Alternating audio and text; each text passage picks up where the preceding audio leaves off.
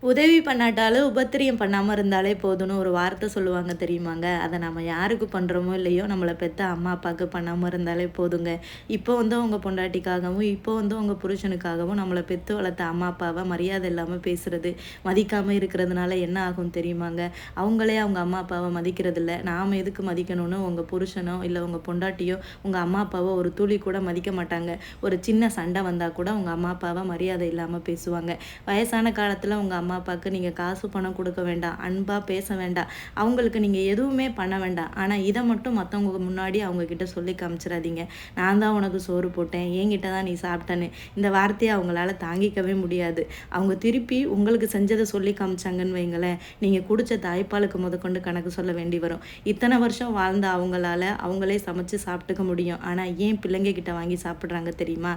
என் பிள்ளைங்க கிட்ட நான் சோறு சாப்பிடுறேன் அப்படின்னு ஒரு சந்தோஷம். அவ்வளோதான்.